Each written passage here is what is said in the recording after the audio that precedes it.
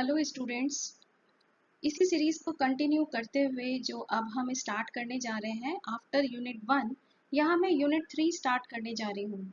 ये unit easy है और बहुत स्कोरिंग है, और अगर मैं यूनिट फर्स्ट से कंपैरिजन करूँ तो ये आपको पढ़ना और भी इजी लगेगा। इसलिए मैंने सबसे पहले यूनिट 3 ली है क्योंकि स्कोरिंग यूनिट है। और ये जो यूनिट 3 है ये हमारे पास है सीक्वेंस एंड सीरीज। तो सबसे पहले हम सीक्वेंस एंड सीरीज का एक सिलेबस देखते हैं कि हमारे AKTU के सिलेबस में सीक्वेंस एंड सीरीज का क्या क्या पार्ट है। तो देखिए यहाँ एक बेसिक सी डेफिनेशन सीक्वेंस की आप पढ़ेंगे, बहुत ही सिंपल सा टॉपिक है with example convergence of sequence. Next आप पढ़ेंगे सीरीज, जो आपके सिलेबस में टेस्ट हैं, 3 टेस्ट आपके सिलेबस में है, तो सीरीज का कन्वर्जेंस आप इनके हेल्प से चेक करेंगे। और नेक्स्ट पार्ट होगा फॉरियर सीरीज। तो जो आपके पास ये यूनिट 3 है इसे हम कम्प्लीटली 3 पार्ट में डिवाइड करके यहाँ पढ़ेंगे। फर्स्ट पार्ट हमारा जो चैप्टर होगा वो सीक्वेंस का होगा, सेकंड चैप्टर हमारे पास सीरीज का होगा, और थर्ड चैप्टर हम यहाँ से पढ़ेंगे फॉरियर सीरीज का। फॉरियर सीरीज अपने आप में एक बहुत अच्छा टॉपिक है, जिसमें आपकी मान लीजिए कि 15 to 20 मार्क्स कंफर्मेशन है कि यहाँ से आपको AKTU के एग्ज़ाम में डेफिनेटली मिलता ही है। और लॉन्ग क्वेश्चन आते हैं, शॉर्ट क्वेश्चन आते हैं फॉरियर सीरीज़ के। तो इस तरह से पूरा चैप्टर हमारा 3 पार्ट में डिवाइड है। तो चलिए आज जो मैं लेक्चर में लेने जा रही हूँ ये है मेरा पार्ट सीक्वेंस, कि सीक्वेंस क्या है, डेफिनेशंस क्या है सीक्वेंस की, और इसका हम कन्वर्जेंस कैसे चेक करते हैं या कन्वर्जेंस का क्या मीनिंग है। तो चलिए स्टार्ट करते हैं। सबसे पहले हम आते हैं सीक्वेंस पर, कि एक्चुअली सीक्वेंस क्या है। सीक्वेंस हमारा एक फंक्शन है जिसका डोमेन हमारा natural number to any set S है। तो एक ऐसा फंक्शन जो नेचुरल नंबर से किसी भी सेट पर हो, ये सीक्वेंस कहलाता है। बस याद रखिए कि जो इसका डोमेन है वो नेचुरल नंबर है, और आप सब जानते हैं कि नेचुरल नंबर हमारे कहाँ से स्टार्ट होते हैं। नेचुरल नंबर स्टार्ट होते हैं 1 2 3 4 अप टू सो ऑन। एस आपका कोई भी सेट हो सकता है जिस पर इसकी मैपिंग होगी, और ये आपका एक फंक्शन है। तो देखिए यहाँ पर जिस तरह से हमने यहाँ लिया कि हमारे पास नेचुरल नंबर का सेट है, ये डोमेन है और ये मैपिंग है एस पर। तो इसका मीनिंग हमने यहाँ एक मैपिंग डिफाइन कर दी, ये हमने एक फंक्शन डिफाइन कर दिया f जो n to s है। तो इसका मीनिंग नेचुरल नंबर 1 की जो इमेज आ रही है वो x1 हमने यहाँ शो कर दी। मान लीजिए नेचुरल नंबर 2 हमारा जो मैप होता है वो x2 पर मैप हो गया, नेचुरल नंबर 3 वो हमारा x3 पर मैप हो गया, नेचुरल नंबर 4 हमारा x4 पर मैप हो गया। तो इसका मीनिंग f एक फंक्शन, एक मैपिंग, हम कोई ना कोई ऐसा रूल डिसाइड करेंगे, कोई ना कोई ऐसा रूल जरूर होगा जो नेचुरल नंबर को किसी दूसरे सेट पर मैप करता है। तो यहाँ पर जो भी हमारे पास रूल है उस रूल को फॉलो करते हुए हम यहाँ पर अपना सीक्वेंस फॉर्म कर सकते हैं। तो यहाँ पर हम सीक्वेंस कैसे फॉर्म करेंगे हम आगे लेने जा रहे हैं। अब इसी सीक्वेंस की डेफिनेशन को आगे बढ़ाते हुए अब हम पढ़ेंगे कि what is the real sequence. Real sequence क्या है? नथिंग, कुछ नहीं। रियल सीक्वेंस आपको याद रखना है कि जो सीक्वेंस है वो एक फंक्शन है natural number to any set. अब ये जो एनी सेट में कह रही हूँ, ये एनी सेट बन गया रियल नंबर का सेट। रियल सीक्वेंस क्या है? It is a function from natural number to real number, this is called real sequence. तो अब इस रियल सीक्वेंस को आप x से डिनोट कर दो, फंक्शन है, आप x से डिनोट कर दो, ये भी फंक्शन है। ये तो नोटेशन का तरीका है। तो देखिए मैंने कहा कि जैसे मैंने यहाँ नेचुरल नंबर का एक सेट ले लिया n, और एक यहाँ पर आपके पास ये आ गया रियल नंबर का सेट। तो नेचुरल नंबर तो 1 2 3 4 से स्टार्ट होंगे, बट रियल नंबर तो आपके पास फ्रैक्शन में भी होंगे, डेसिमल में भी होंगे, इंटीजर्स भी होंगे, बस इसमें इमेजिनरी नंबर नहीं होंगे। बाकी इमेजिनरी को छोड़कर जितना नंबर है वो आपके पास रियल नंबर। अब हमने चलिए एक रूल बनाते हैं। हमने क्या रूल लिया कि हम किस तरह से मैप कर रहे हैं कि x n equals to n square, ये एक रूल ले लिया। इसका क्या मतलब है? नेचुरल नंबर 1 की मैपिंग कहाँ हुई? x1 की मैपिंग कहाँ हुई? रूल के अकॉर्डिंग 1 स्क्वायर पर। तो ये जो 1 है वो कहाँ मैप हो गया? 1 पर मैप हो गया। अब सेकेंड नेचुरल नंबर आया x2, तो इस रूल के अकॉर्डिंग ये कहाँ मैप हुआ? 2 स्क्वायर। 2 स्क्वायर का मीनिंग 4, इसका मीनिंग नेचुरल नंबर 2 कहाँ मैप हो गया? 4 पर मैप हो गया। हमारे रूल के अकॉर्डिंग। अब x3 इसका मीनिंग 3 नेचुरल नंबर कहाँ पर मैप हो गया, 3 स्क्वायर मीनिंग 9 पर मैप हो गया। तो एक सीक्वेंस बनता गया कि भाई 1 की मैपिंग 1 पर, 2 की मैपिंग 4 पर, 3 की मैपिंग 9 पर, इसी तरह से 4 की मैपिंग 16 पर। हमने एक सीक्वेंस सेट कर लिया। अब इसी सीक्वेंस को हम कैसे डिनोट करेंगे, डिनोट करने का हमारा क्या तरीका है, फंक्शन तो हमारे पास बन गया, रूल हमारे पास है, तो हम इसे किस तरह से डिनोट कर रहे हैं, हम इसे इस तरह से डिनोट कर रहे हैं कि हमने जो रूल लिखा, सबसे पहले सीक्वेंस, जितने भी सीक्वेंस है हम उन्हें एंगल ब्रैकेट में डिनोट करते हैं, और एंगल ब्रैकेट में हमने इसका लिख लिया रूल एन स्क्वायर, जो किसी भी सीक्वेंस की nth टर्म को डिनोट करता है। तो जब भी आपके पास एंगल ब्रैकेट के अंदर लिखा हो तो इसका मीनिंग सीक्वेंस। अब ये सीक्वेंस किस तरह से बना, अब n क्या है, नेचुरल नंबर्स है, तो आपने जब 1 डाला, n के अंदर 1 डाला तो ये कहाँ मैप हुआ, 1 पर। जब आपने n की वैल्यू 2 पुट करी तो ये कहाँ मैप हुई, 4 पर। जब आपने n की वैल्यू 3 पुट करी तो ये कहाँ मैप हुई, 9 पर। अप टू सो ऑन ये चलता गया। तो यहाँ पर जितना भी आपने मैप किया उसका आपने सीक्वेंस बना लिया, 1 4 9 16 अप टू सो ऑन। तो ये क्या डिनोट कर रहा है, जितने भी नंबर हैं, पहली चीज आप देखें जितने भी नंबर हमने यहाँ लिखे वो सब कॉमा से सेपरेटेड है। तो सीक्वेंस में जितने भी टर्म्स या जितने भी आप एलिमेंट लिखते हैं वो सब कॉमा से सेपरेटेड होंगे। और यहाँ पर इसे हम किस तरह से शो कर सकते हैं, इसे ऐसे भी शो कर सकते हैं, भाई 1 क्या है, 1 की इमेज है, इसका मतलब x1 ये 1 की इमेज है। 4 क्या है, 2 की इमेज है, तो हम इसे ऐसे भी शो कर लिया, x2 2 की इमेज है। 9 क्या है, 3 की इमेज है, तो हमने इसे कैसे शो कर दिया, x3। तो हमारा जो सीक्वेंस देने का तरीका है वो एंगल ब्रैकेट के अंदर होगा, और एंगल ब्रैकेट में क्या लिखा होगा, रूल। किस रूल को फॉलो करते हुए नेचुरल नंबर आपके मैप हो रहे हैं, तो ये हमारा सीक्वेंस लिखने का तरीका होगा। तो हमेशा याद रखिए, sequence natural number to real number या natural number to any set. तो मोस्टली जितने आपके सिलेबस में है वो सब natural number to real number है। तो आपको एक रूल दिया जाएगा, उस रूल को देखते हुए आपको अपना सीक्वेंस फॉर्म करना है। तो चलिए इसके आगे की डेफिनेशन हम लेते हैं। ये चीज़ मैंने अभी आपको बताई दी कि हमने यहाँ पर क्या रूल लिया है, हमने रूल लिया एन स्क्वायर, ये मैंने आपको एक्सपेंड करके बता ही दिया ये सब चीज़ें। और इसी सीक्वेंस को हमने कैसे डिनोट कर दिया, एक्स एन, और यहाँ n क्या है, नेचुरल नंबर। क्या दिखाता है n, कि जो 1 है वो 1 की इमेज है, तो किससे डिनोट कर दी, x1, क्योंकि यहाँ नोटेशन दे दिया। 4 क्या है, 2 की इमेज है, कैसे डिनोट कर दिया, x2। 3 क्या है, 9 क्या है, 3 की इमेज है इस रूल के अकॉर्डिंग, तो ये क्या एलिमेंट है, x3। तो हमारे पास ये जितनी भी इमेज है हमने उनको x1 x2 x3, ये आपका नोटेशन का तरीका हुआ। एक एग्जांपल और लेती हूँ। नेक्स्ट एग्जांपल लिखा, next sequence is 2 raise to the power n, और याद रखिए ये n नेचुरल नंबर्स है हमेशा। अब एंगल ब्रैकेट में दिया, इसका मीनिंग सीक्वेंस की बात कर रहा है। तो सीक्वेंस किस तरह से फॉर्म करा, कर्ली ब्रेसेस आपने स्टार्ट किए, सबसे पहले आपने नेचुरल नंबर इसमें 1 पुट किया, तो 2 raise to the power 1। 2 raise to the power 1 किसकी इमेज है, 1 की इमेज है, तो ये आपके पास फर्स्ट एलिमेंट आ गया x1। अब सेकंड नेचुरल नंबर आया 2, तो सेकंड नेचुरल नंबर जब आप इसमें n के प्लेस पे 2 रखोगे तो क्या बन जाएगा, 2 स्क्वायर। ये किसकी इमेज है, ये 2 की इमेज है, क्योंकि आपने n की वैल्यू 2 पुट करी, तो ये आपके पास सेकंड एलिमेंट आ गया x2। अब नेक्स्ट नेचुरल नंबर 3, अब आपने 3 पुट किया तो आपको इस रूल के अकॉर्डिंग क्या इमेज मिली, 2 क्यूब, तो ये आपके पास एलिमेंट आ गया x3। तो आपने अपने सीक्वेंस को ये एक्सपेंडेड फॉर्म में दे दिया, and each and every element is separated by comma, this is called a sequence. तो आई थिंक ये बेसिक सा फंडामेंटल सीक्वेंस लिखना और सीक्वेंस को एक्सपेंडेड फॉर्म में लिखना कर्ली ब्रेसेस के अंदर, ये चीज़ क्लियर हो गई होगी। अब हम इसकी कुछ बेसिक डेफिनेशन पर आगे मूव करते हैं। हमारे पास इसकी एक बेसिक डेफिनेशन आती है, what is the range of sequence. देखिए एग्जाम में इसकी डेफिनेशंस आ जाती हैं विद एग्जांपल। तो नेक्स्ट डेफिनेशन बताने जा रही हूँ कि रेंज ऑफ सीक्वेंस क्या है। तो डेफिनेशन क्या है, set of all distinct elements of a sequence is called range. Meaning जो भी आपने अपना सीक्वेंस बनाया, ओपन करके एक्सपेंड करके, उसके अंदर डिस्टिंक्ट एलिमेंट ढूंढ लीजिए, और डिस्टिंक्ट एलिमेंट लेने के बाद उसका एक सेट बना लीजिए, जो सेट बनेगा वही रेंज है।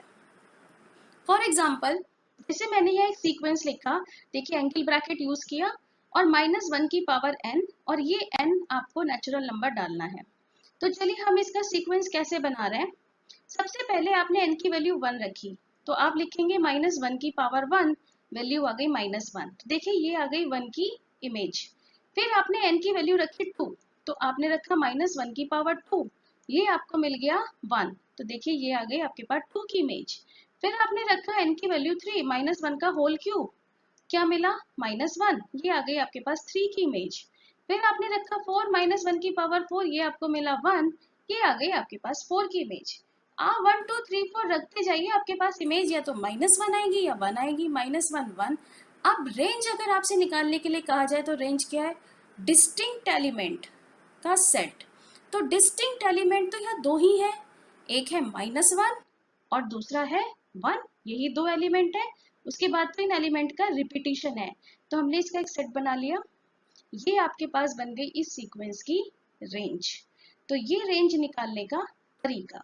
अब अगर इसी तरह से मैं एक नेक्स्ट एग्जांपल ये लूं कि मैं आपसे भाई पूछूं कि भाई इसकी रेंज क्या होगी, 1/n की रेंज क्या होगी।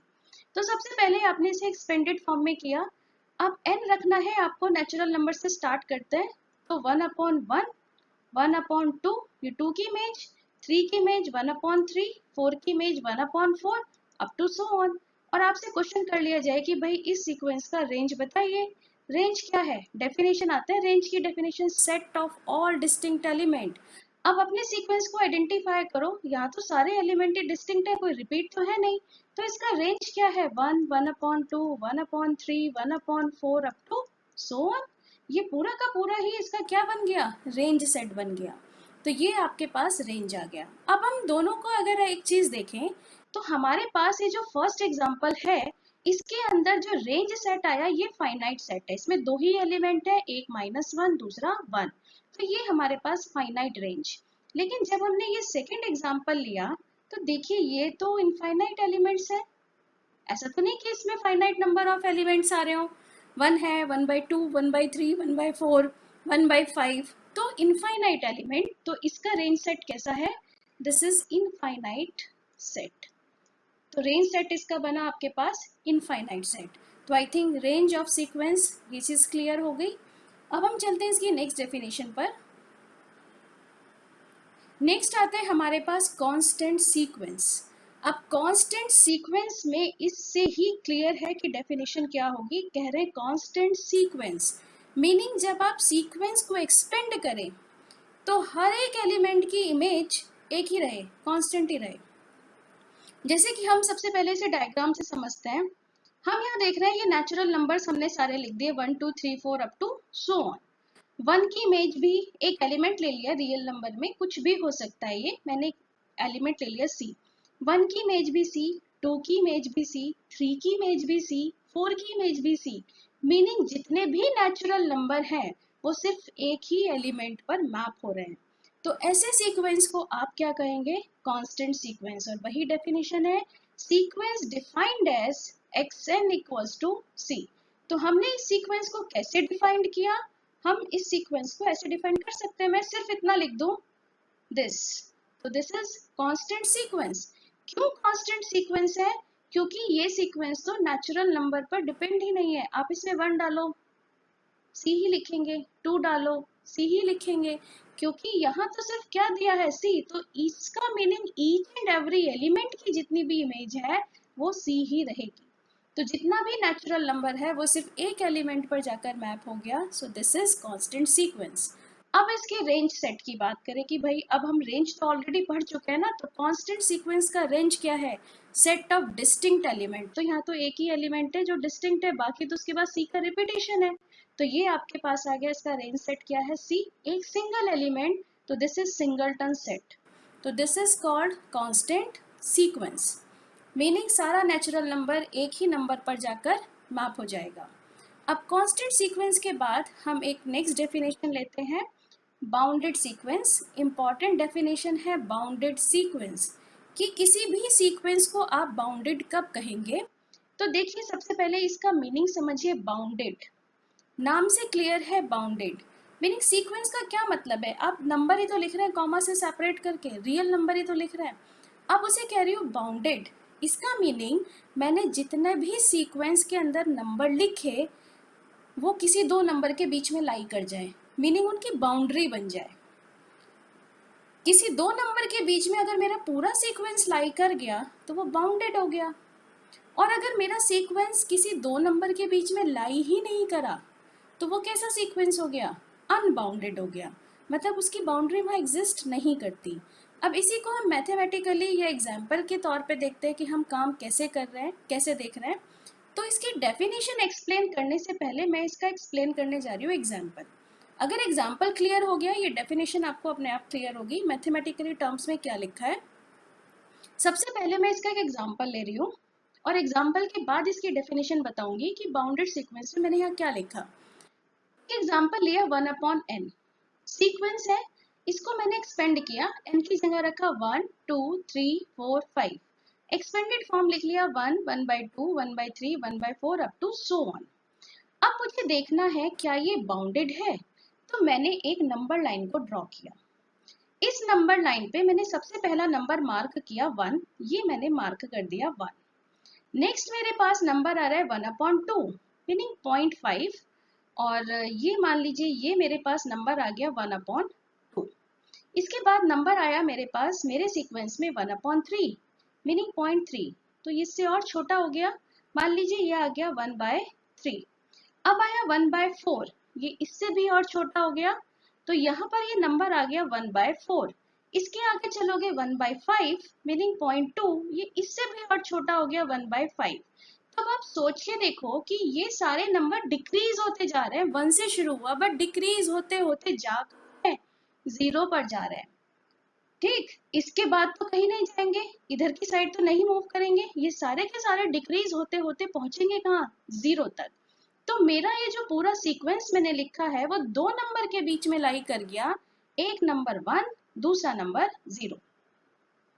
इसका मीनिंग मेरे इस सीक्वेंस की बाउंड्री एग्जिस्ट कर गई, मतलब पूरा सीक्वेंस 0 और 1 के बीच में लाई कर गया। तो जब बाउंड्री मिल गई, सिंपली लैंग्वेज में कहूँ जब मुझे बाउंड्री मिल गई तो ये सीक्वेंस कैसा हो गया, मेरा बाउंडेड सीक्वेंस हो गया।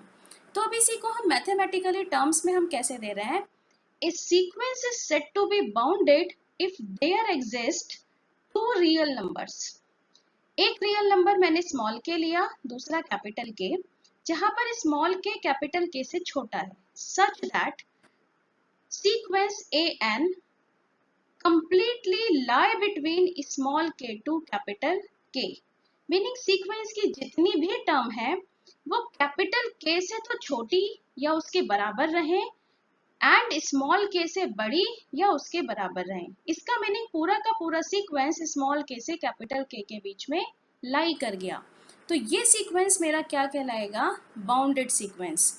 तो जैसे अभी आपने एग्जांपल देखा 1/n का, मैंने जितने नंबर लिखे एक्सपेंड करके मेरे सारे नंबर 0 और 1 के बीच में लाई कर गए।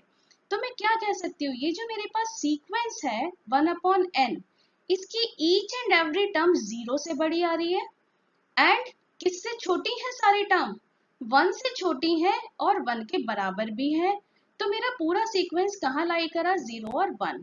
तो इस डेफिनेशन के अकॉर्डिंग जो यहाँ लिखी है, ये 0 क्या है, ये तो है स्मॉल के, और ये 1 क्या है, ये है कैपिटल के। तो इसका मीनिंग मेरा पूरा सीक्वेंस 0 1 के बीच लाई किया, इसलिए मैंने जो सीक्वेंस या एग्जाम्पल लिया, ये सीक्वेंस कैसा है, बाउंडेड सीक्वेंस। तो इसी बाउंडेड सीक्वेंस को हम आगे बढ़ाते हैं। तो देखिए यहाँ पर दिया this is bounded sequence. I think अब आपको ये चीज़ क्लियर हो गई। अब आते हैं, मैंने बाउंडेड सीक्वेंस तो लिखा, अब बहुत सी जो 0 है और 1 यही आपने देखा।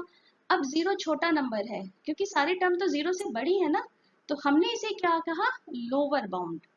और जितनी भी मेरे सीक्वेंस की टर्म्स हैं वो 1 से छोटी है या 1 के बराबर है, तो ये मेरे पास क्या कहलाएगा, इसका अपर बाउंड। तो 0 is lower bound and 1 is upper bound. ये सीक्वेंस का लोअर और अपर बाउंड एग्जिस्ट किया, इसीलिए ये सीक्वेंस क्या कहलाया, बाउंडेड सीक्वेंस कहलाया।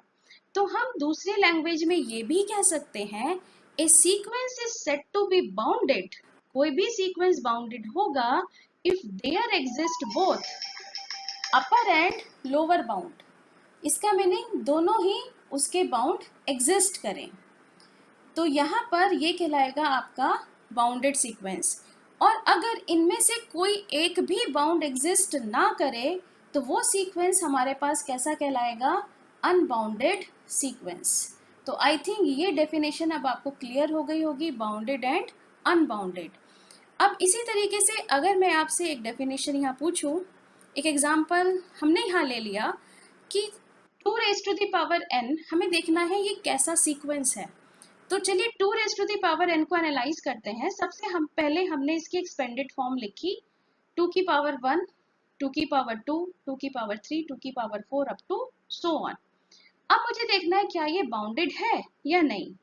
तो इसके लिए हमने एक रियल लाइन ली, एक लाइन को ड्रॉ करते हैं और वहां से आपको ये चीज क्लियर हो जाएगी। ये लाइन ड्रॉ करी, इसका फर्स्ट एलिमेंट है आपके पास 2, मैंने ये ले लिया 2, ठीक।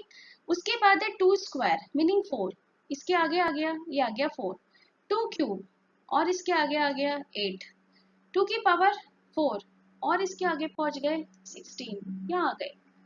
अब अगर मैं आपसे कहूं क्या ये सीक्वेंस बाउंडेड है, मतलब क्या जितने भी मेरे इस सीक्वेंस के अंदर नंबर लिखे हैं क्या वो दो नंबरों के बीच में लाई करते हैं? तो आप कहेंगे कि हाँ इसमें सबसे छोटा नंबर 2 तो नजर आता है, लेकिन यहाँ ये कहाँ तक जा रहा है ये हमारे पास क्लियर नहीं है। इसका मीनिंग इसका अपर बाउंड यहाँ एग्जिस्ट नहीं करता।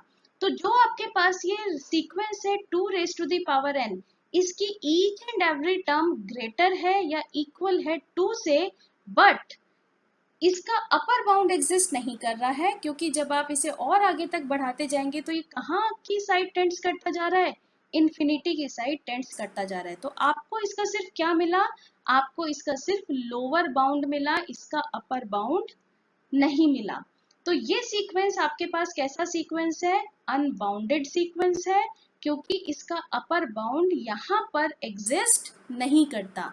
तो कोई भी सीक्वेंस बाउंडेड जब ही होगा जब उसका लोअर और अपर दोनों बाउंड एग्जिस्ट करें। तो आई थिंक आपको ये बाउंडेड सीक्वेंस का फंडामेंटल क्लियर हो गया होगा। और यही चीज मैंने यहाँ लिखी है कि यहाँ पर इसका अपर बाउंड एग्जिस्ट नहीं करता, ये 2 आपके पास इसका क्या बना? दिस इज लोअर बाउंड, तो दिस इज अनबाउंडेड सीक्वेंस। अब इसी डेफिनेशन को आगे बढ़ाते हुए हम नेक्स्ट इसका टॉपिक लेने जा रहे हैं सीक्वेंस का। ये बाउंडेड के बाद नेक्स्ट इंपॉर्टेंट टॉपिक सीक्वेंस का जिसपे क्वेश्चन आने के चांसेस हैं, this is convergent, divergent and oscillatory sequence. तो इस टॉपिक को अच्छे से तैयार करें। तो देखिए कन्वर्ज, डाइवर्ज, ऑसिलेटरी ये सारे टर्म्स आप सबने फिजिक्स में पढ़ी होंगी।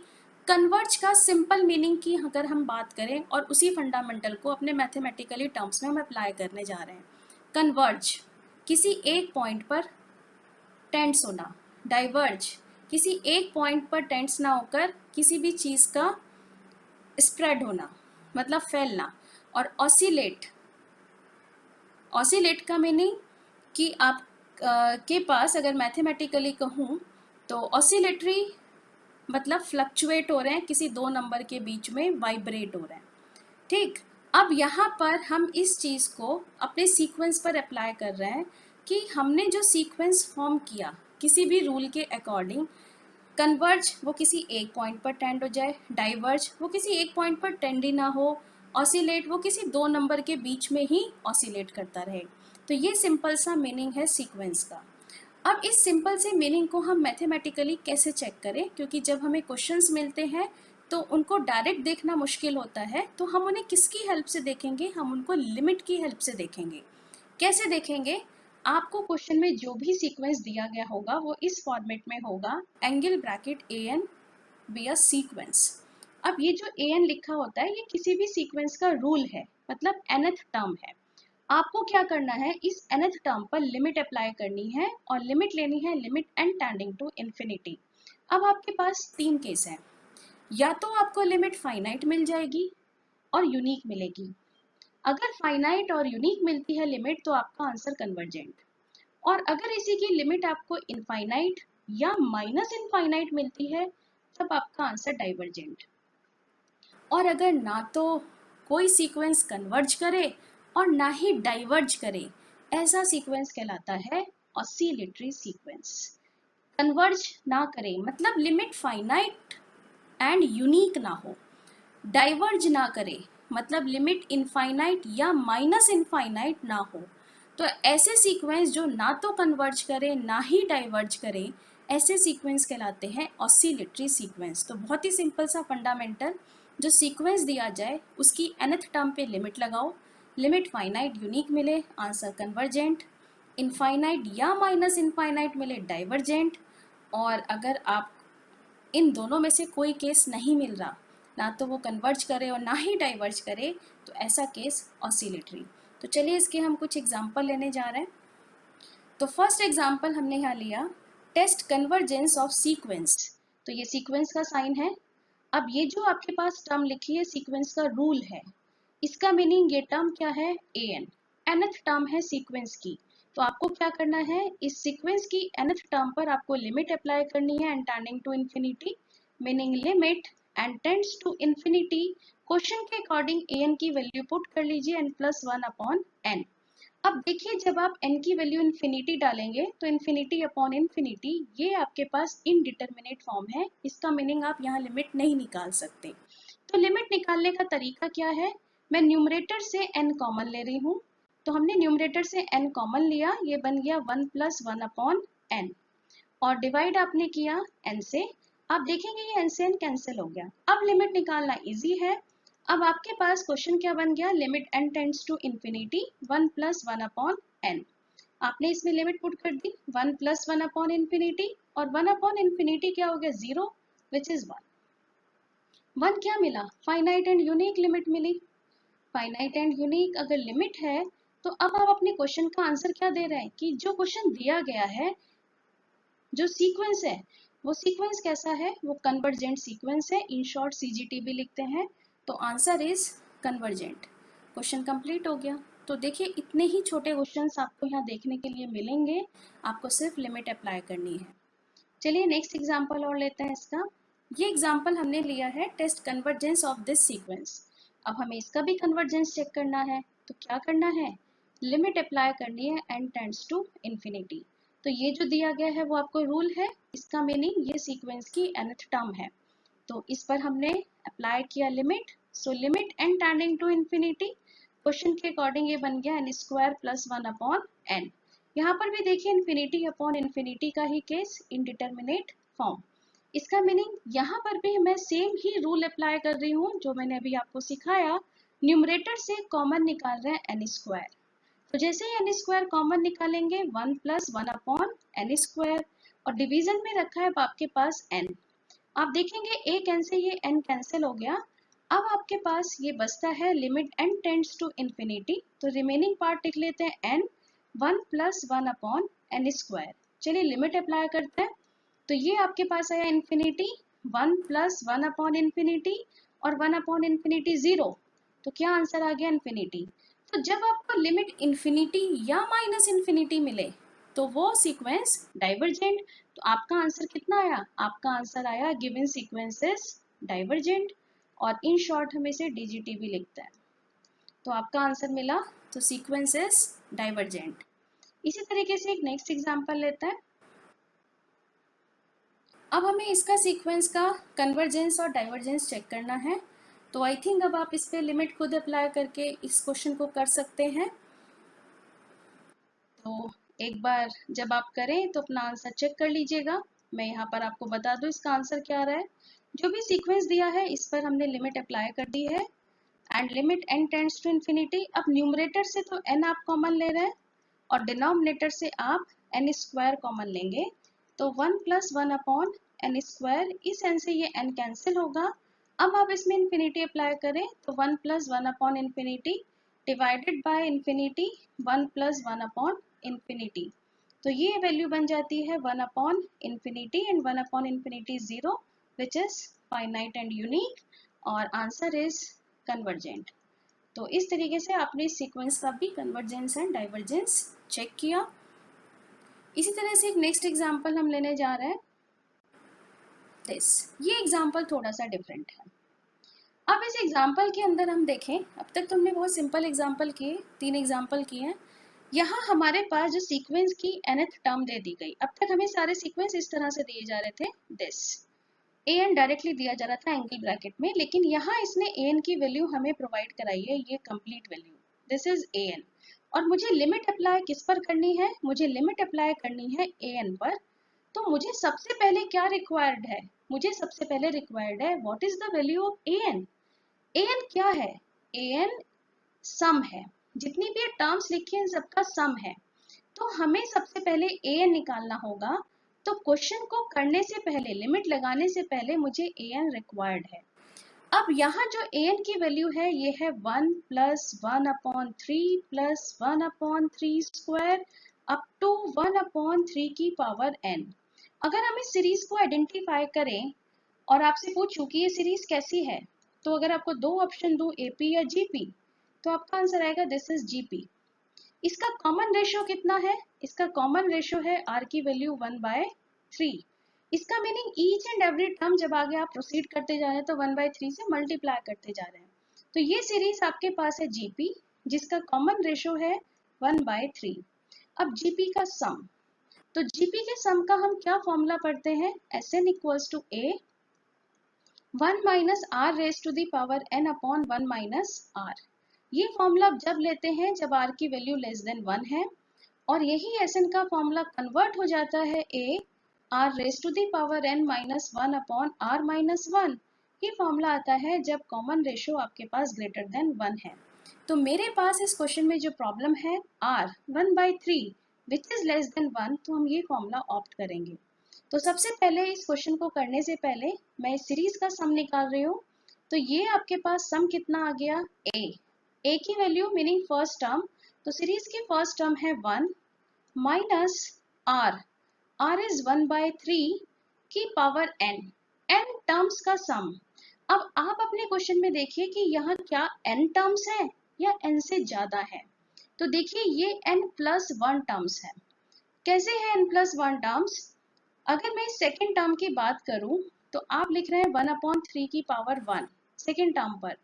थर्ड टर्म की बात करें तो आप लिख रहे हैं 1/3 का स्क्वायर। तो जब आप इस पर आ रहे हैं तो ये आपके पास बनेगी n+1th टर्म। तो अगर यहाँ पावर 2 है तो ये टर्म कौन सी है, थर्ड। अगर यहाँ पावर n है तो ये टर्म कौन सी है, n+1। तो टोटल n+1 टर्म्स है। तो 1/3 की power n+1 divided by 1 minus r meaning 1 minus 1/3। तो 1 माइनस 1/3 इज 2/3, तो ये बन गया आपके पास 3/2। 1 minus 1/3 raise to the power n+1, ये सीरीज का सम आ गया, और यही हमारे पास क्या है, an। अब हम इस an पर लिमिट अप्लाई करते हैं, तो चलिए इस पे लिमिट लगा देते हैं। तो ये यहाँ पर हमने इस पे लिमिट अप्लाई करी, limit n tends to infinity 3/2 1 minus 1/3 raise to the power n+1। तो डायरेक्टली मैं लिमिट अप्लाई करती हूँ, 3/2 1 minus 1/3 raise to the power infinity. तो अगर हम यहाँ पर देखें 1/3 raise to the power infinity, ये कहाँ टेंड्स होगा, ये टेंड्स होगा जीरो की side, 1/3 raise to the power infinity. क्योंकि 1/3 ये तो एक 1 से छोटा नंबर है, तो जो भी नंबर 1 से छोटा है आप उसकी पावर बढ़ाते चले जाओ, बढ़ाते चले जाओ, तो वो कहाँ टेंड होगा, जीरो की साइड टेंड होगा। तो ये वैल्यू आपको मिलेगी 0। तो आपके पास ये आंसर आ गया 3/2। आंसर कैसा है, फाइनाइट, इसलिए आपका आंसर कैसा मिला, कन्वर्जेंट। तो एक चीज का ध्यान रखें, जैसे आपने कहा लिमिट, अगर आप यहाँ कोई नंबर ले रहे हैं, मान लीजिए कॉमन r ले लिया, r की पावर n, और यहाँ लिख रहे हैं n tending to infinity, but ये r 1 से छोटा है, तो ये लिमिट जाएगी 0 पर। और यही लिमिट अगर हम बात करें n tends to infinity r की पावर n, और लेकिन ये जो r है वो ग्रेटर देन 1 है, तो यही लिमिट कहाँ टेंड होगी, इन्फिनिटी की साइड टेंड होगी। चाहे तो आप इस चीज़ को सोच के देखें, r ग्रेटर देन 1 कह रही हूँ, मैं आपसे कहूँ 3 की पावर बढ़ाते जाओ, बढ़ाते जाओ, बढ़ाते जाओ, एक बहुत बड़ा नंबर आ जाएगा, कहाँ टेंड होगा, इन्फिनिटी पर। और अब मैं कहूँ 1/3, तो 1/3 कितना होगा, नियर अबाउट 0.3। 0.3 की पावर बढ़ाते जाइए, बढ़ाते जाइए, कहाँ टेंड होगा, जीरो की साइड। वही मैंने लिमिट लिखी है कि अगर ये नंबर आपके पास r लेस देन 1 है और n टेंडिंग टू इन्फिनिटी कह रहा है, जीरो की साइड टेंड होगा, और ये आपके पास अगर r ग्रेटर देन 1 है तो इन्फिनिटी की साइड टेंड होगा। तो इस तरीके से हमने इस सीक्वेंस की निकाली लिमिट आई 3/2। इसका मीनिंग सीक्वेंस इज कन्वर्जेंट, क्योंकि लिमिट कैसी है, फाइनाइट। चलिए इसके बाद हमारे पास एक एग्जांपल और इसी पर बेस्ड, हम एक एग्जांपल ये लेने जा रहे हैं, test convergence of -1 raise to the power n। अब इस क्वेश्चन को भी ध्यान से समझिए क्योंकि ये भी डिफरेंट क्वेश्चन है। आपके पास यहाँ सीक्वेंस है -1 raise to the power n। अगर मैं कहूँ सीक्वेंस को एक्सपेंड करो, कैसे करोगे, n की वैल्यू नेचुरल नंबर डालते जाएंगे, -1 की पावर 1 -1, -1 की पावर 2 1, -1 की पावर 3 -1, -1 की power 4 1, up to so on. ये आ गया आपके पास सीक्वेंस। आपको इसका नेचर देखना है, कन्वर्जेंट, डाइवर्जेंट या ऑसिलेटरी। अब आप इस सीक्वेंस को अगर ध्यान से देखें तो सीक्वेंस के जितने नंबर है ना वो इस पावर पर डिपेंड है। अगर ये पावर आप ऑड कह रहे हो, मतलब 1 3 5 कह रहे हो, तो आपको आंसर्स क्या मिल रहे हैं, -1। जब आप -1 की पावर 2 4 6 की बात कर रहे हो तो आपको आंसर्स क्या मिल रहे हैं, 1 मिल रहा है। तो इसका मीनिंग जहाँ इस तरह की प्रॉब्लम्स हैं तो वह हम लिमिट कैसे निकालें, हमने कहा n इज इवन, जब हम इवन रख रहे हैं तो हमारे पास यही सीक्वेंस कन्वर्ट हो गया -1 की पावर इवन, एक नंबर ले लिया इवन नंबर जिसे मैंने रिप्रेजेंट कर दिया 2n से। तो इसका मीनिंग मुझे क्या आंसर मिलेगा, 1 मिलेगा। अब इस पर मैंने लिमिट अगर मैं अप्लाई करूं n टेंडिंग टू इन्फिनिटी, तो आप कहेंगे -1 की पावर इवन इज 1, तो हमेशा लिमिट की वैल्यू क्या रहेगी, 1 ही रहेगी। लेकिन जब आप इस सीक्वेंस में ऑड नंबर्स रख रहे हैं, n की जगह ऑड रख रहे हैं, जैसे -1 की पावर 1 -1 की पावर 3, तो आपको हमेशा नंबर क्या मिल रहा है, -1 मिल रहा है। अब इसे कैसे रिप्रेजेंट कर लें, भाई -1 की पावर ऑड लिखना है तो 2n - 1 कह दिया और इस पर लगा दी limit n tending to infinity. तो मैं आपसे सिंपली क्या कह रही हूँ, -1 की पावर ऑड, आपका आंसर कितना आया, -1। तो आपको यहाँ पे लिमिट क्या मिली, -1। तो अब आप एक चीज देखिए, सीक्वेंस तो एक ही है, बट जब आपने उस सीक्वेंस में n की वैल्यू इवन रखी तो लिमिट आई 1, जब आपने उसी सीक्वेंस में n की जगह ऑड रखा तो उसी सीक्वेंस की लिमिट बनी -1। अब ये लिमिट फाइनाइट तो है बट यूनिक नहीं है। यूनिक का मतलब क्या है कि आप अगर किसी एक सीक्वेंस पे काम कर रहे हैं तो लिमिट भी आपकी एक ही आनी चाहिए, यूनिक आनी चाहिए। ऐसा नहीं कि फाइनाइट लिमिट तो है बट बहुत सारी लिमिट एग्जिस्ट कर गई। अब इस सीक्वेंस के अंदर ये लिमिट फाइनाइट तो है बट यूनिक नहीं है। इवन में 1 दे रहा है माइनस, और ऑड में आपको -1 दे रहा है। तो इसका मीनिंग यहाँ पर लिमिट आपको फाइनाइट तो मिली बट नॉट यूनिक। तो लिमिट फाइनाइट तो है बट यूनिक नहीं है। अभी हमने क्या पढ़ा कि अगर लिमिट फाइनाइट और यूनिक है तो कन्वर्ज करेगा, अदरवाइज तो कन्वर्ज नहीं करेगा। डाइवर्ज कब करेगा, जब इन्फिनिटी या माइनस इन्फिनिटी हो।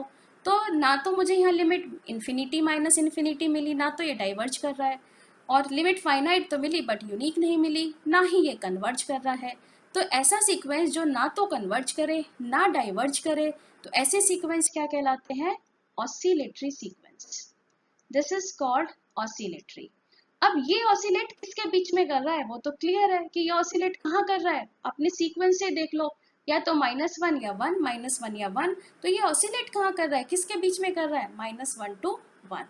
तो ये ऑसिलेट करता है -1 to 1 में। तो ये ऐसे सीक्वेंस कहलाएंगे ऑसिलेटरी सीक्वेंस। तो जब भी आपके पास सीक्वेंस, एक देखने का तरीका, जब भी आपके पास सीक्वेंस में -1 की पावर समथिंग कुछ भी लिखा हो, तो ऐसे केसेस में आप इवन और ऑड में डिवाइड करके लिमिट निकालें, और आप देखेंगे जो मोस्टली सीक्वेंस हैं वो ऑसिलेटरी सीक्वेंस में कन्वर्ट हो जाएंगे। तो ये आपके पास आता है ऑसिलेटरी सीक्वेंस। तो इसी के आगे कंटिन्यू करते हैं। ऑसिलेटरी सीक्वेंस तक आपने देख लिया।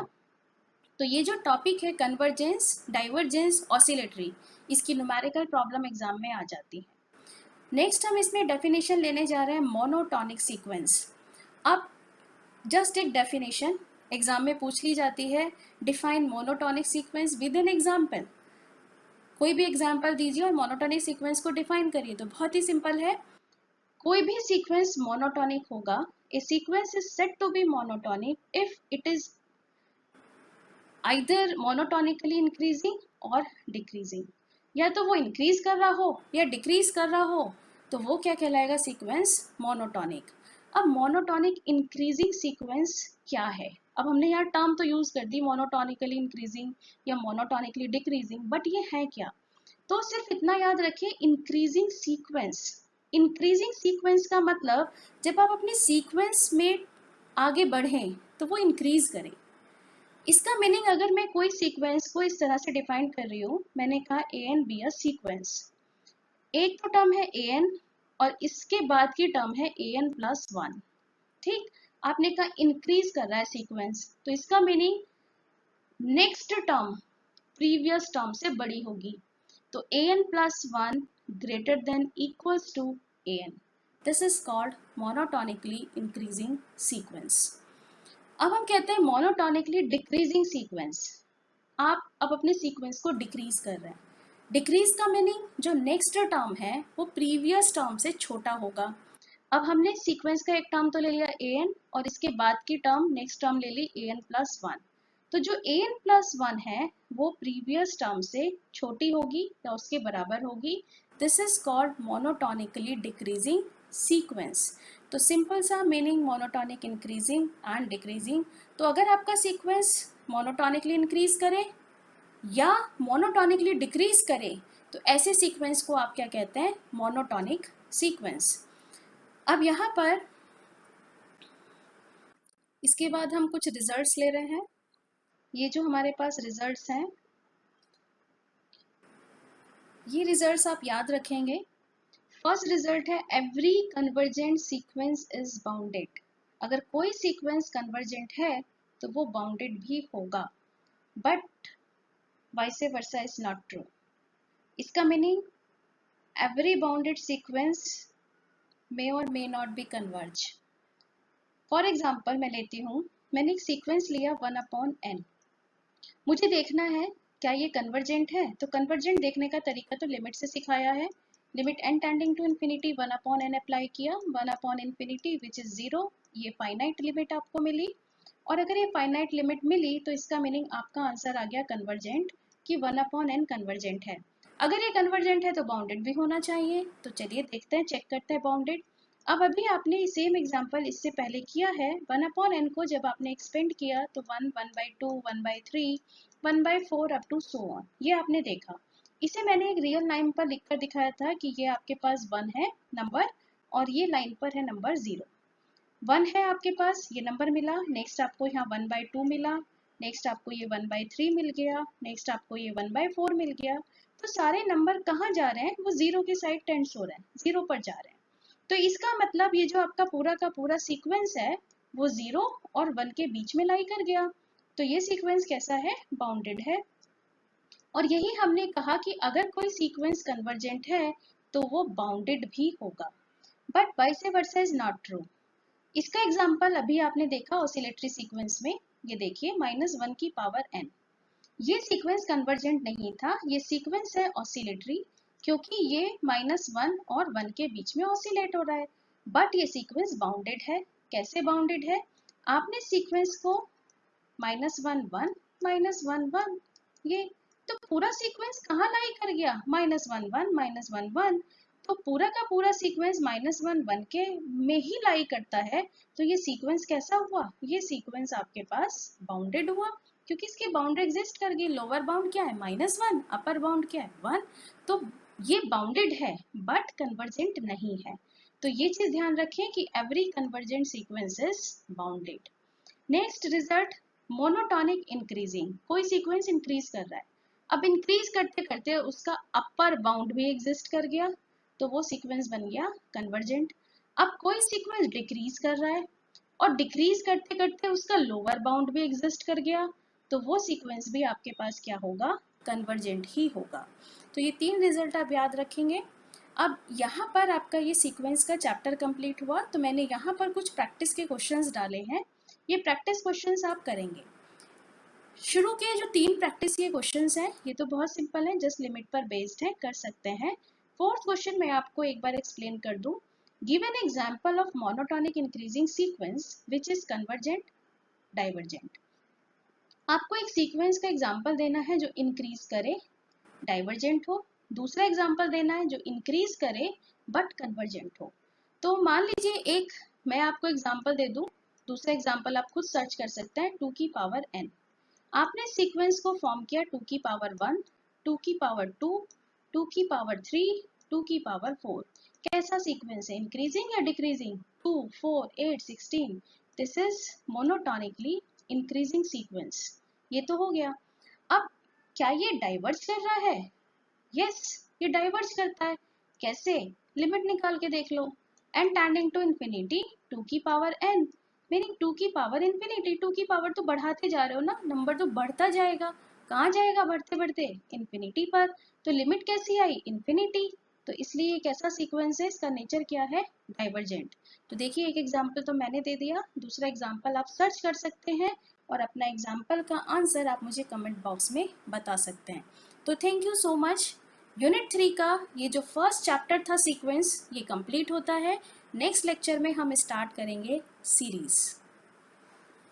हेलो स्टूडेंट्स, यूनिट 3 का हमने अभी तक एक ही लेक्चर डाला है यहाँ पर, तो इसी सीरीज को कंटिन्यू रखते हुए, क्योंकि हमने यूनिट 1 के बाद यूनिट 3 लिया है, तो लास्ट जो हमने लेक्चर लिया, लेक्चर नंबर 1 यूनिट 3 का, वो हमारा सीक्वेंस पर बेस्ड था, जिसमें हमने सीक्वेंस कंप्लीटली कवर किया।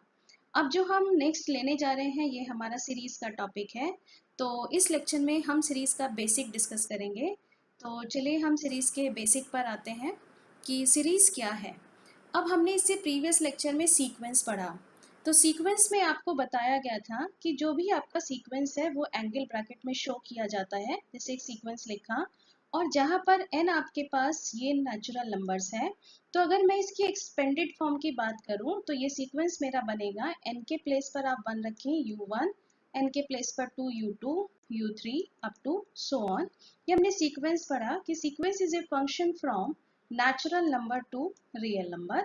ये सीक्वेंस की डेफिनेशन थी, जहां मैंने आपको एक पर्टिकुलर टर्म बताई थी कि सीक्वेंस में each and every term is separated by comma. अब हम आप पढ़ने जा रहे हैं सीरीज। सीरीज क्या है? Sum of sequence, this is called series. तो सीक्वेंस के जो भी आपके पास नंबर है इनका सम निकालना है, दिस इज कॉल्ड सीरीज। तो सीरीज को आपने कैसे रिप्रेजेंट किया? u1 plus u2 plus u3 up to so on.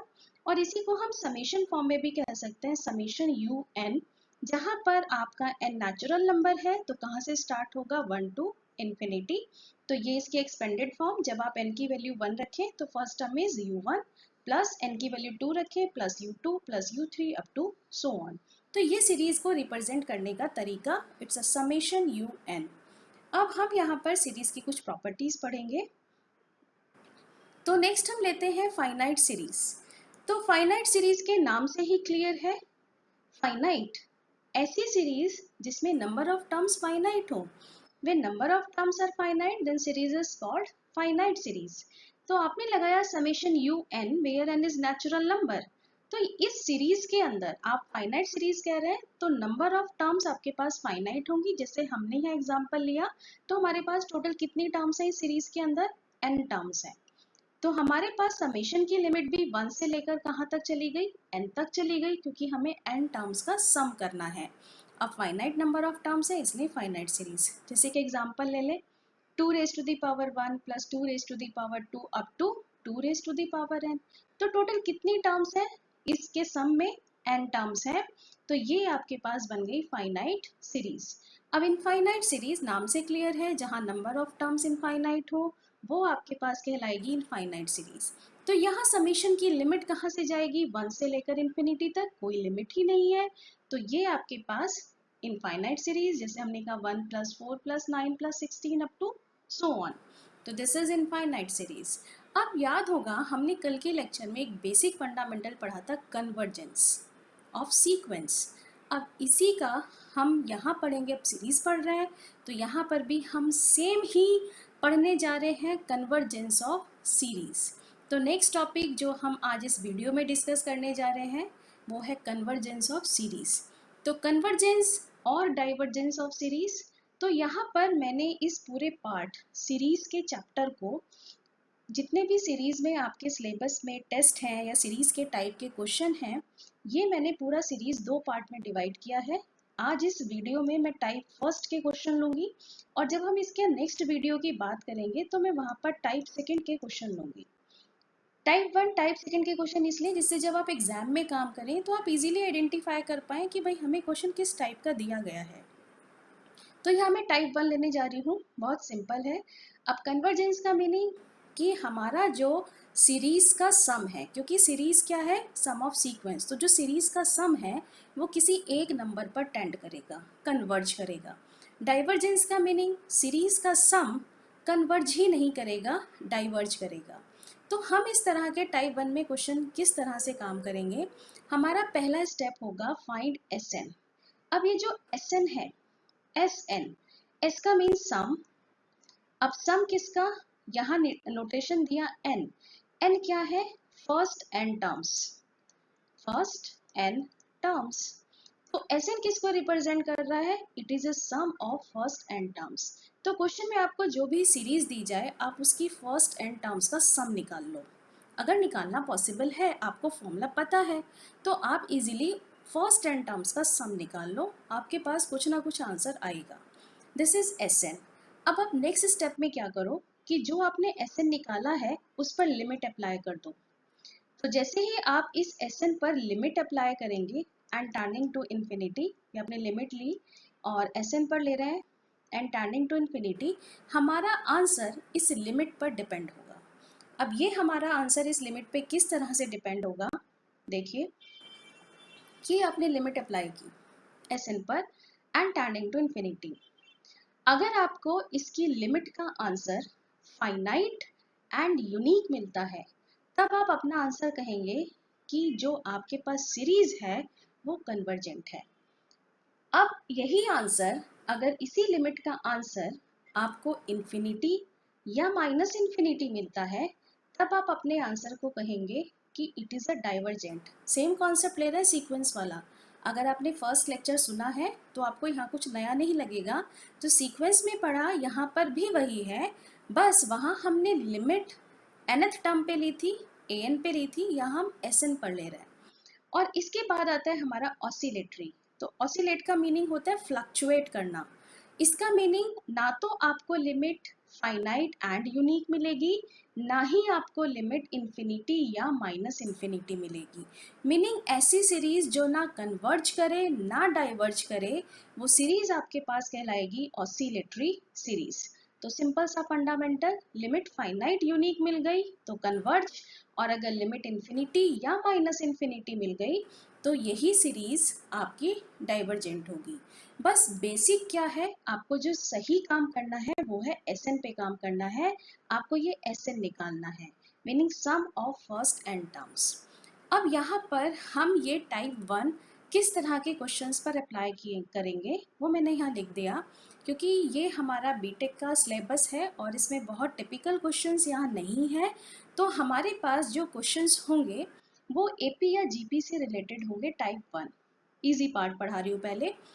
तो यहाँ पर अगर एपी या जीपी, क्वेश्चन देखकर समझ में आ जाएगा कि उसने एपी दिया या जीपी दिया और उसका कन्वर्जेंस पूछ रहा है, तो क्वेश्चन को टाइप 1 से करेंगे। क्यों करेंगे, क्योंकि एसएन निकालना है। अब एसएन का मतलब है सम निकालना है, sum of AP sum of GP, जिनके डायरेक्टली फॉर्मूले हमें ऑलरेडी पता है, इसीलिए हम इजीली एसएन निकाल भी पा रहे हैं। और हमें कोई ऐसी सीरीज दे दें जिसके हमें सम निकालने का कोई फॉर्मूला ही नहीं पता हो, तब हम वहाँ हमारा काम करने का तरीका अलग होता है। तो सबसे पहले एपी या जीपी अगर मिले तो सोचना टाइप 1 के क्वेश्चन है, और जो स्टेप्स अभी नोट कराए हैं आप उसके अकॉर्डिंग काम करते जाएं। तो यहाँ पर मैं एपी का एक बेसिक बता देती हूँ। एपी के बेसिक में आते हैं कि हमारे पास एपी मीनिंग कुछ टर्म्स ऐसे होंगी, ए प्लस डी, ए प्लस 2d, ए प्लस 3d, ये टर्म्स होंगी। अब अगर हम इन टर्म्स को देखें तो इस टर्म से इस टर्म के बीच का कॉमन डिफरेंस कितना है, डी।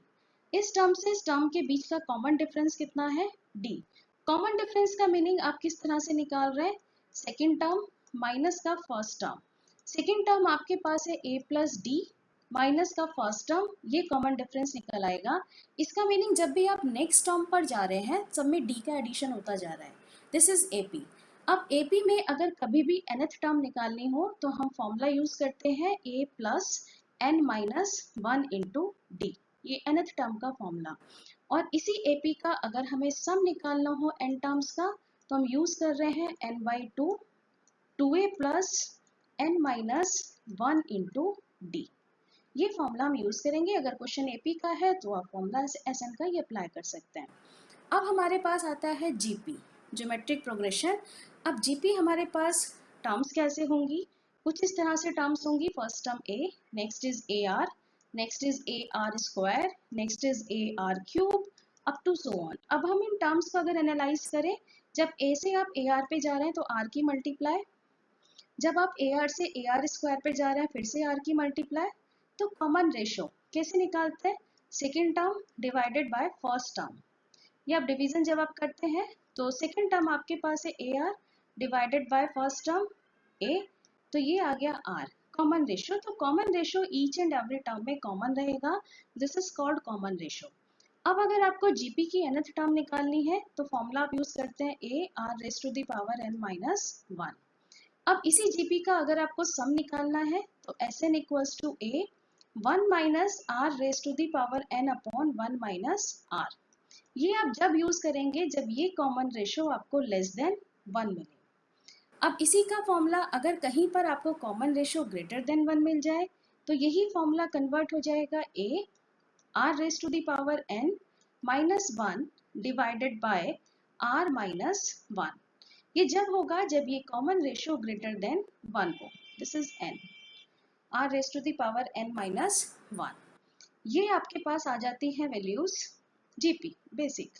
और इसी जीपी में अगर कहूँ, वैसे तो यहाँ यूज नहीं होगा, एस इन्फिनिटी इनफाइनाइट टर्म्स का सम, तो क्या फॉर्मूला होता है a अपॉन 1 माइनस आर।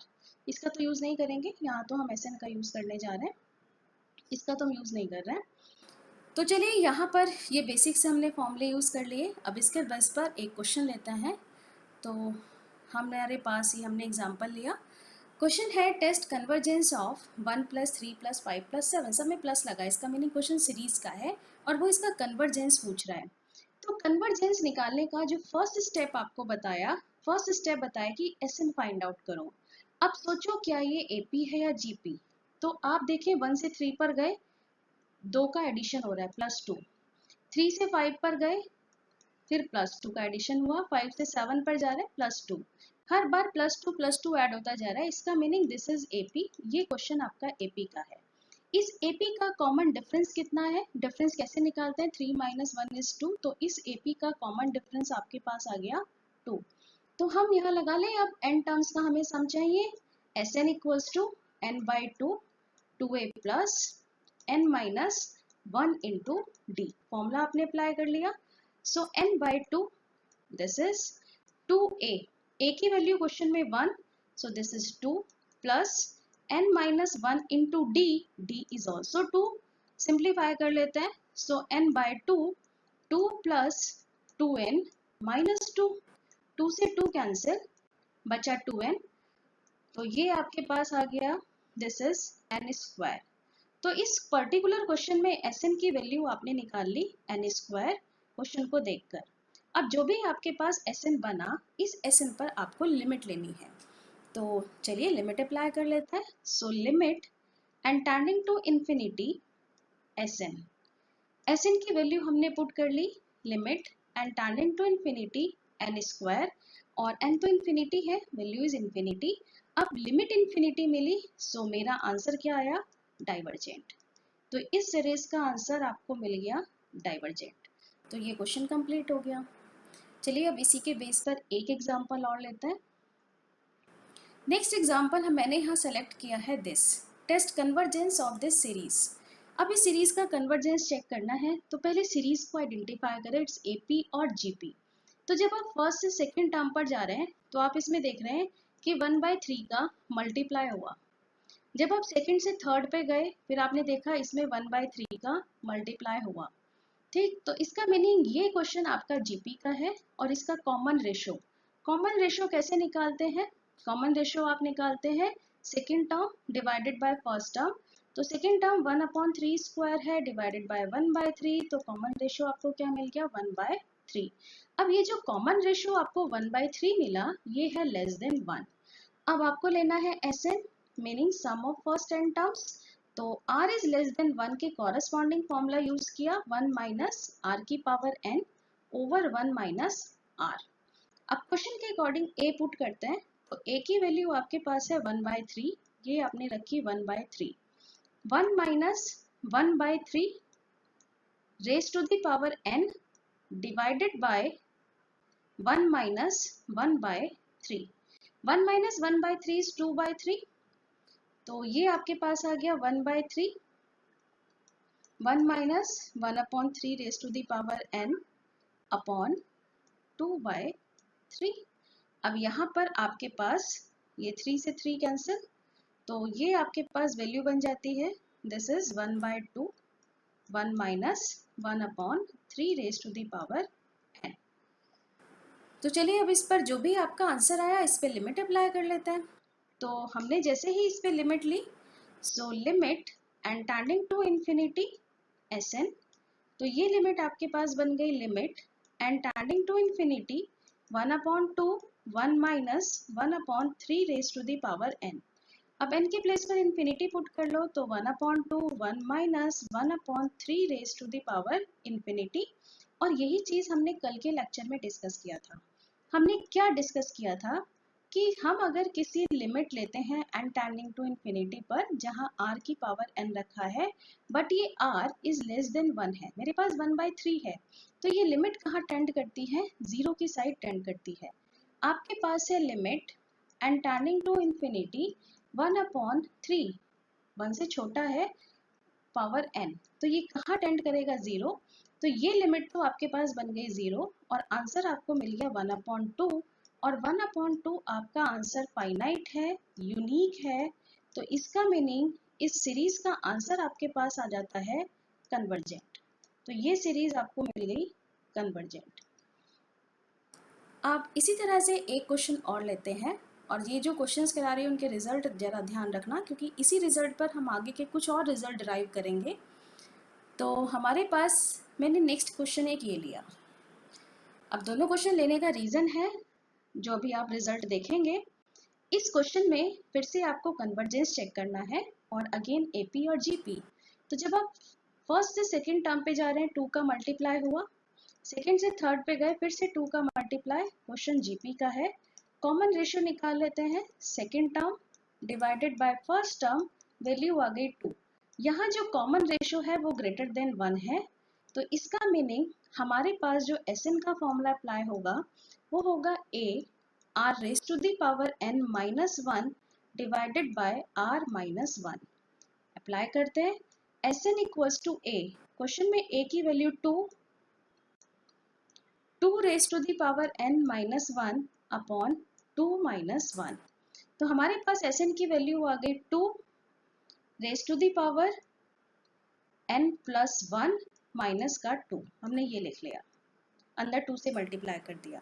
अब जो भी आपके पास आया इस Sn पर आपने लिमिट अप्लाई की n टेंडिंग टू इंफिनिटी, तो लिमिट आपने ली n tending to infinity 2 raise to the power n plus 1 minus का 2, लिमिट अप्लाई करते हैं। सो लिमिट किस पर अप्लाई होगी, n tending to infinity 2 raise to the power n plus 1, और ये तो माइनस 2 का माइनस 2 ही रहेगा। तो देखिए 2 raise to the power infinity तो ये बना, माइनस का 2 ये बनता है। अब 2 raise to the power infinity एक बहुत बड़ा नंबर होगा जो टेंड्स कहाँ कर रहा है, इंफिनिटी की साइड ही टेंड्स करता है, और इंफिनिटी में से कुछ भी माइनस करो इंफिनिटी ही मिलेगा, तो ये आपको आंसर क्या मिल गया, इंफिनिटी। और अगर ये आंसर इंफिनिटी है तो इसका मीनिंग ये जो गिवन सीरीज है वो सीरीज का नेचर है डाइवर्जेंट, तो आपका आंसर आ गया डाइवर्जेंट। तो देखिए मैंने यहाँ 3 क्वेश्चन लिए, एक एपी के 2 जीपी के। अब यहाँ पर आपको एक रिजल्ट दिखाती हूँ कि देखिए जब यहाँ कॉमन रेशो मेरा ग्रेटर देन 1 था तो मेरे पास इस सीरीज का आंसर आया डाइवर्जेंट। अब इससे प्रीवियस क्वेश्चन पर जाती हूँ। यहाँ मेरे पास इसका कॉमन रेशो लेस देन 1 था, यहाँ लेस देन 1 पर है, तो देखिए ये लेस देन 1 है, तो मेरे सीरीज का आंसर आ रहा है कन्वर्जेंट। अब इसी चीज़ को हम जनरलाइज करके क्या कह सकते हैं कि ऐसे जीपी, जो भी हमें जीपी दिया है, अगर उसका कॉमन रेशो लेस देन 1 है तो आंसर कन्वर्जेंट रहेगा, और अगर उसी जीपी का कॉमन रेशो ग्रेटर देन 1 है तो आपका आंसर डाइवर्जेंट रहेगा। तो आई थिंक आपको ये चीज़ क्लियर हो गई होगी। और देखिए यही रिजल्ट मैंने यहाँ लिखा कि an infinite GP is convergent if common ratio is less than 1 और GP is divergent if common ratio is greater than 1। Important result है। सेकेंड रिजल्ट है necessary condition to be convergent for a series is. Necessary कह रहे हैं, sufficient की बात नहीं कर रहे हैं। नेसेसरी कंडीशन क्या है कि जो भी आपकी सीरीज लिखी है उसका nth टर्म आपने लिया un, उस पर लिमिट अप्लाई करी एंड टर्निंग टू इन्फिनिटी, अगर वो आपको जीरो आंसर देता है तो इसका मीनिंग ये इसकी नेसेसरी कंडीशन है। मीनिंग जो भी सीरीज दी जाए उसके nth टर्म पर अगर मैं लिमिट अप्लाई करूं तो वो मेरे पास लिमिट क्या आनी चाहिए, ज़ीरो, अगर कोई भी कन्वर्जेंट सीरीज है तो। और अगर इसका वाइसे वर्सा की बात करूं कि मान लीजिए आपको कोई सीरीज दी, un पर आपने लिमिट अप्लाई करी, वो आपको आंसर मिल गया ज़ीरो, तो ये ज़रूरी नहीं कि वो सीरीज कन्वर्जेंट हो भी सकती है, नहीं भी। बट एवरी कन्वर्जेंट सीरीज, जो भी आप कन्वर्जेंट सीरीज निकाल रही हैं, जिनका फाइनल आंसर आप कन्वर्जेंट कह रहे हैं, उसके अंदर ये कंडीशन डेफिनेटली फुलफिल करेगी कि उसकी nth टर्म पर आप लिमिट लगाएं, आपका आंसर क्या मिलेगा, ज़ीरो मिलेगा। सो this is a necessary condition for convergence of a series. तो आई थिंक ये लेक्चर आपको समझ आया होगा। तो टाइप 1 में हमने यहाँ जो क्वेश्चन सीखे हैं कन्वर्जेंस डाइवर्जेंस के, ये हैं हमारे एपी और जीपी पर बेस्ड। तो नेक्स्ट लेक्चर में हम टाइप 2 के क्वेश्चंस करेंगे और वहाँ सीखेंगे कि अगर एपी और जीपी ना हो तब हम काम कैसे करते हैं। So thank you very much.